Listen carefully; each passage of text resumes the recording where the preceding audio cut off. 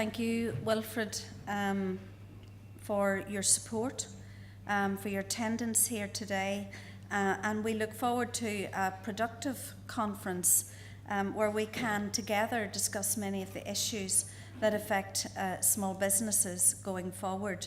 And it's particularly appropriate that you're here since the agri-food sector, even in a time of very difficult economic conditions, has been a sector that has had experienced significant growth and continues to experience that growth, and we see it as very, very important in taking our economy forward. So thank you. We do appreciate your support and look forward to our conversations over the weekend. Folks, first of all, I want to say thank you for coming.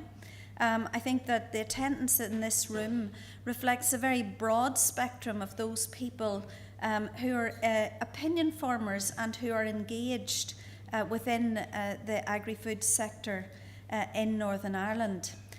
We as a party consider it to be a hugely important sector. And as a party, we have been working together at all levels and at all levels of representation in order to promote the sector and grow the economy. So I am very, very pleased that today on the platform we have those people who are representing Northern Ireland and this sector in Europe, at Westminster, in the local assembly, and we have some of our local councillors here who so valiantly have served on rural development lags and been at the cutting edge of some of the policies that have been handed down to them to implement. So we see this sector as hugely important, and we want to represent you in a coherent and cohesive manner at all levels of government that are open to us. In Europe, this week on Wednesday, we did our final votes on the reform of the Common Agricultural Policy. That reform has some parts that we like more than others, but above all, that reform has built into it a significant amount of regional flexibility. Now, what do I mean? Farm ministers from right across Europe have asked for the flexibility to implement the Common Agricultural Policy in a way that best suits their country or their region. So for the first time, our minister here at Stormont will have the regional flexibility to move money around the two pillars that are instrumental in the CAP. For the first time, our minister will be able to move money from Pillar 1, which is used for direct support or the single farm payment, into Pillar 2, rural development, or she could also choose to move money from Pillar 2 into Pillar 1. I have just finished for the last 2 months. It has been a very, very time-consuming commitment for me, but I've just finished a series of meetings with the rural community and in particularly the farming community. And I would have to say that it is a cause of huge concern as to how much money will be moved and whether that money, when it is moved, or if it is moved, will be used to produce for us in Northern Ireland going forward a competitive, sustainable and productive agricultural sector.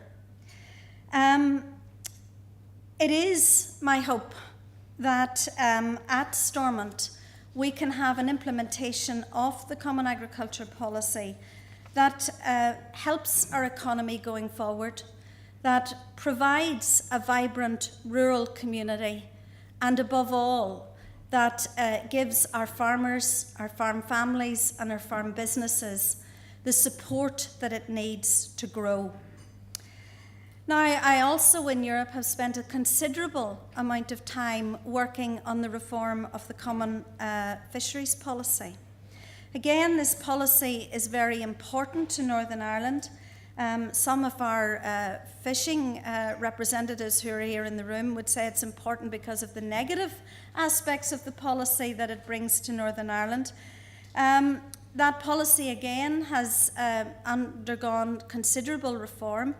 There, the key word is regionalisation, where the hope is that for our fishermen, that decisions will not be totally taken in Brussels, but that those decisions can be taken by those who are most impacted and those who fish the seas and have done so for many generations in many cases.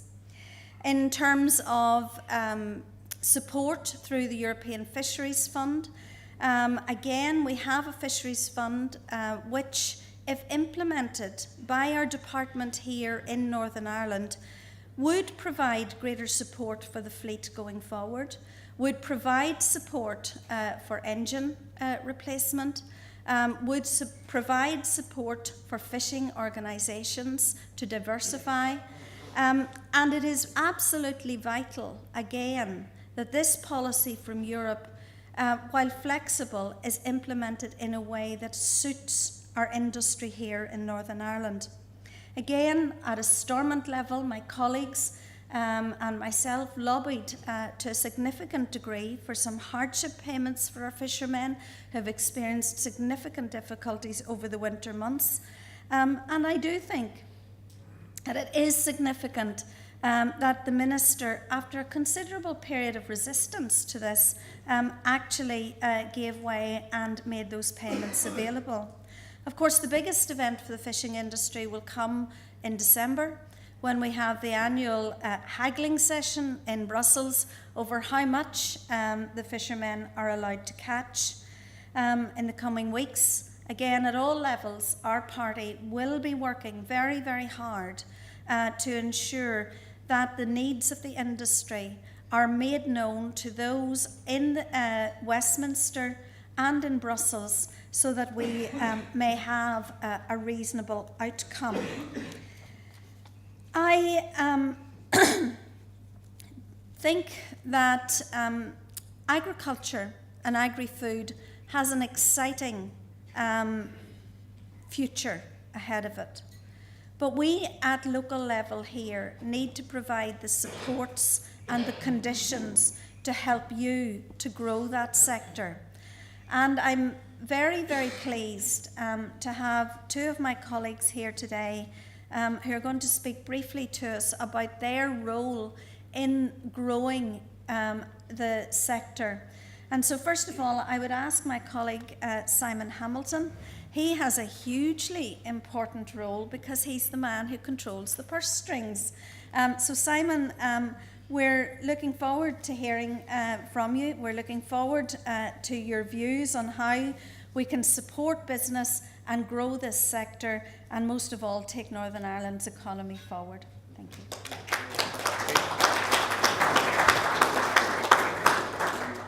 We have all seen over the last 5 years the very effective MEP that Diane has become.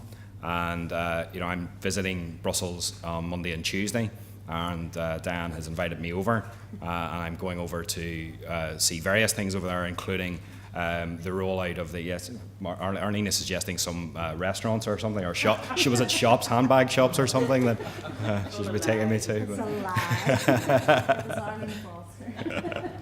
So I'm looking forward to, amongst other things, talking to senior officials in the European Union that Diane has facilitated for me in respect of the future of peace funding in Northern Ireland, the future of indirect funding in Northern Ireland, and I think that illustrates how important it is that we have an MEP over there who can connect with ministers like myself, like Arlene, like our colleagues who sit in Stormont, to ensure that there is that symmetry and that synchronicity between what we do in Stormont and the very important things that happen in Brussels as well. So thank you, Diane, for the invitation to be here, and thank you for the opportunity to visit Brussels next week.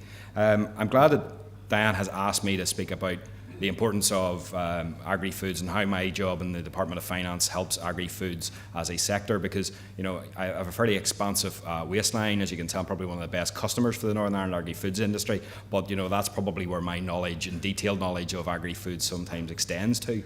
So please no questions when I sit down about CAP reform, or I'll pass them all off to Diane if any of them come my way.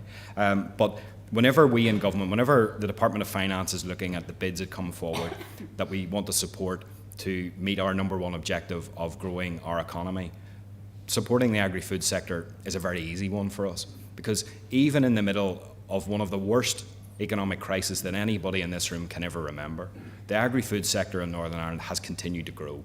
It has defied the odds, it has employed more people, it has increased its export, it has made a massive contribution to Northern Ireland, and into the future as well. It will be a cornerstone of economic growth in Northern Ireland. I don't think we can have economic growth and recovery in Northern Ireland unless the agri-foods sector continues to grow. So I've been very pleased to be able to support the Arlene's Agri-Food Strategy Board Growing for Growth report with an initial £2 million of funding next year, and a first call on a further £3 million next year to make those implement those recommendations, those key recommendations that are contained within the report. And if the recommendations in the report prove successful and do produce the results that we hope that they do for the Northern Ireland economy, then I won't be shy about coming forward to executive colleagues looking for more money to support the growth of the sector. Another thing that Arlene and I have been able to do, and I'm sure Arlene will mention it as well, is one of the key recommendations within the Going for Growth report was that issue that Wilfred mentioned about access to finance specifically for the agri-food sector. So we've been able to, through a new form of capital financing called financial transactions finance. I don't think you've the hour and a half that it would take me to explain everything about all of that, but it's more money to spend. And we've been able to direct £10 million this year and a further £10 million next year to initially growing our poultry sector. And we're also hoping to roll that out into other sectors as well. But what I was really impressed about was that it was the agri-food sector who came forward first with probably the biggest idea that we've had so far to use that money and to spend that money. So it's great to see a sector that doesn't sit back and wait for support to come to it. It actually steps forward and asks for help. We have quite a few we have our friends from the Federation of Small Business and quite a few other people from other sectors here this morning, and I think it's the Finance Minister doesn't tend to go anywhere, no matter who he is, without talking about the issue of rates. So I'd preempt, if I can, maybe some of the questions that I might get later on. And look, I don't think there's anybody in this room, even if no matter what position you are in life, who likes to pay their rates bill. It's one of those things that unfortunately we all have to do, and we do it for a good reason, so that the government in Northern Ireland can have the resources that it needs to invest in the likes of the agri-food sector, to invest in other parts of our economy and to protect people who are vulnerable within our society.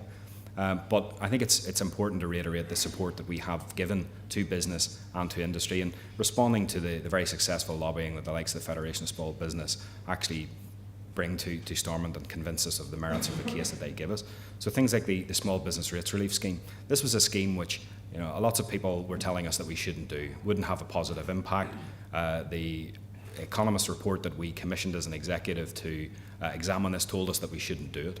But we thought that there was a need to do it. We were convinced from the lobbying that we got from the FSB and others, and we implemented that scheme. And not only have we brought that scheme in, but we've now extended it twice in its lifetime, to the extent where it is now ensuring that over half of all businesses in Northern Ireland are getting at least 20% off their rates bill. And as I travel around Northern Ireland, I was in Portadown yesterday with David Simpson, and businesses are still finding it tough, even though there are signs of recovery. Businesses are still struggling, but what many of them say to me is that if it wasn't for the support that they were getting through the Small Business Rates Relief Scheme, things would be markedly different for their business. And there are people who are employed today, and there are businesses that are still up and running because of that support that we have given them. On a bigger scale, we have continued to cap industrial rates at 30%, and that has kept over £300 million in the accounts of local manufacturing firms in Northern Ireland. And manufacturing, as we can all remember, was declining in Northern Ireland, but it is now starting to grow again. And I think that the support that we have been able to give through industrial de-rating has ensured that that industry, which is key to our future economic growth, and agri-foods plays a huge part in our manufacturing sector. It's a quarter of our exports, it's a quarter of our employment. within manufacturing. I think that £300 million that we have been able to keep in the accounts of local businesses has certainly helped them to stabilise, and it has also helped them to grow. One of the things that I'm very proud that we have been able to do at Stormont is to address the vacancies that we see in our high streets through the introduction of an empty property relief. Now, there's very little that any government can do to make sure that all of those vacant properties, unfortunately, we see in our town centres and our city centres and our high streets are all dealt with. But what we have done is we have extended the 50% rates holiday that you get, 50% rates relief that you get for a vacant property into the first year of operation. And it's not the biggest scheme in the world, but it has produced some good results. 180 new businesses are open in Northern Ireland today who have availed of that scheme. Now, there are more than 180 vacancies in our high streets and our town centres, but that's 180 shops that wouldn't have been there perhaps for that relief, which has given them a tremendous amount of support in their first year of operation. As we all know, that first year of business can be often the most difficult for any business. So I like to think that, could I do more? Absolutely, I could do more. I haven't got the money to do everything that I would want to do. If I did, I absolutely would. But I like to think that what we have been able to do is something to help not just the agri-food sector, but also small businesses as well, indeed the entire economy in Northern Ireland. And Diane, thank you very much again for the opportunity to be here this morning to share a few things that we are doing at Stormont to try to help both the agri-food sector and the business community in general. Thank you.